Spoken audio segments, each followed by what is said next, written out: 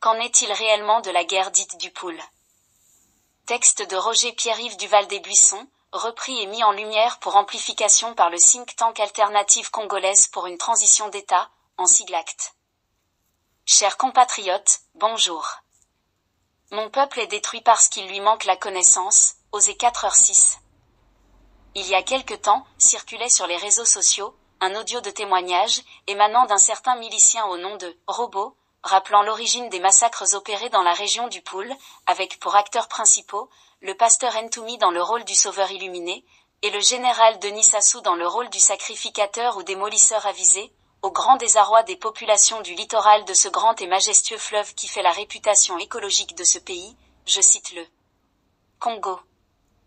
Que nous révèle ce message?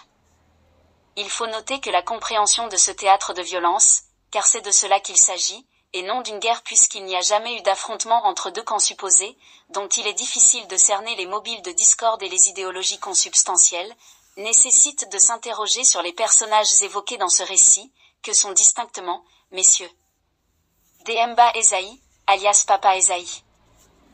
Bwissa Matoko Casimir, alias Casis. Bien Tsangou Frédéric, alias Pasteur Ntoumi. Et Denis Sassou Nguesso, alias Elsas, le roi soleil. Nous allons procéder pour cela à un décryptage des mots, des noms et des symboles utilisés dans ce récit pour vous éclairer sur la signification mystique de ce que cache cette sempiternelle violence, qui s'abat continuellement et exclusivement sur le Pool, ses environs et ses originaires. Pour rappel, il serait important de dire ici, comme on l'entend si souvent, que le Congo a 4 points cardinaux que sont le Nord, le Sud, l'Est et l'Ouest. Mais en matière de géopolitique locale, tel qu'hérité de la décolonisation, il y a un système de blocs structurant sans lequel, le débat politique ne peut avoir son sens, c'est celui du Nord dominé par la cuvette et le Sud dominé par le Pool. Tort d'ailleurs à ceux qui refuseraient d'admettre cette réalité, parce que se sentant exclus de la bataille pour la légitimité dans la conquête du pouvoir au Congo.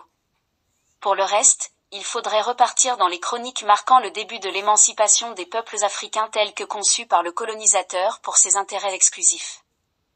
Pour revenir au centre de notre sujet, il est fondamental de faire remarquer que, parmi les 4 personnages à l'origine de ce drame, il y a en réalité 3 soldats et un innocent qui sera transformé en enfant soldat, en la personne du dit pasteur Ntoumi ou Ntumwa, donc l'envoyé providentiel. Nous n'insisterons pas sur les 2 généraux, car déjà connus.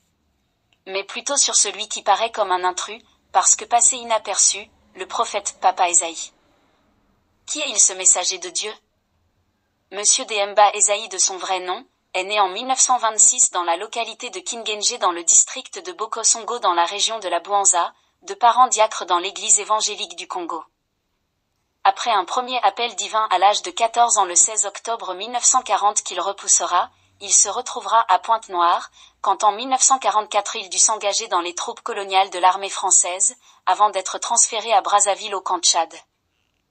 Il fera ses classes tour à tour au Gabon, en 1944, à Boire en RCA, en 1946, à Douala au Cameroun, en 1947, en Indochine, en 1949, où il sera blessé et subira des opérations d'extraction de balles à Hawaï d'abord puis à Marseille, avant sa convalescence à Bordeaux et enfin en Algérie en 1954 jusqu'à sa démobilisation certainement en 1962.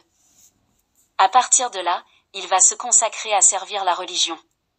D'abord dans l'église évangélique du Congo, EEC, à Poto-Poto, tout en travaillant comme agent des PTT jusqu'à sa révélation après une formation en France au milieu des années 70, pour le ministère de Dieu, d'où il créera à partir de 1979 la première assemblée de Dieu de Pentecôte au Congo, comme prophète sous le nom de Papa Esaïe avec pour symbole l'épée, signe de l'accomplissement immédiat de la parole de Dieu. D'aucuns doivent-ils s'interroger sur l'opportunité de ce rappel? En revenant sur le contenu de l'audio, il est fait allusion de la secte des sacrificateurs de Saint-Michel pour laquelle le grand maître en Afrique centrale est le soldat Sassou. Or, pour les initiés, l'archange Saint-Michel se trouve être l'ange gardien ou le saint patron des troupes aéroportées des armées françaises et congolaises, auxquelles sont issus les soldats Sassou et Demba, et par prolongement l'actuel chef d'état-major général, le général Okwa garant de cette continuité, sous la protection de la France catholique, fille de l'Église romaine. C'est cette proximité d'âme et d'armes qui justifierait le recours du Cobra suprême aux soldats prophètes Ésaïe, pour faire triompher la cause pour laquelle ils ont toujours œuvré pour le grand bien du colon, leur maître au détriment du Congo, en se substituant comme continuateur de l'œuvre destructrice de la volonté d'émancipation de l'homme Congo, donc bantou, au point de s'interroger sur l'emplacement de ce temple à un endroit aussi envieux que prisé, qui est le quartier de la Mfoua, le nom originel de Brazzaville. Partant de là, il est clair que le soldat Denis Sassou Nguesso, grade auquel il s'est engagé dans les troupes coloniales du RIAOM, régiment interarmé d'outre-mer, à Boire en RCA en septembre 1960, sous le commandement du général Bijard, à l'époque colonel avec pour entre autres instructeurs le capitaine Jean Bédel Bokassa, sur recommandation de son professeur de lettres, son mentor, Michel Spindler ou Monsieur M. des réseaux Corse en Afrique. Après avoir été initié au catholicisme en février-avril 1958 à la paroisse de Dolisie, ce monsieur n'est pas et n'a jamais été au service du Congo, ni des nordistes, moins encore des Mboshi, dont il faut encore clarifier la réelle filiation. Cet ovni, dont l'origine est difficile à cerner, souhaite quitter cette terre des hommes, après avoir rempli loyalement sa mission envers son saint patron, le colon, sans qu'il n'aurait jamais été connu des Congolais, et avant d'éteindre le dernier feu qui pourrait édifier nos concitoyens de partout et d'ailleurs, en éliminant le pauvre Frédéric Bien Sangou et boucler la boucle, après Papa Esaïe, en 2000, Casis, en 2010, avant que le soleil ne couche pour lui Sassou très prochainement, pour la libération du Congo et de l'Afrique. Chers compatriotes, notre combat doit passer par le décryptage des codes, qui nous permettront d'accéder aux clés, qu'on aurait dû nous transmettre, mais hélas que nous devons nous accaparer. Ouvrons bien les yeux, la bataille est ailleurs et non dans nos guéguerres de positionnement. Roger Pierre-Yves du Val des Buissons. Le nzoïste de La Rochelle.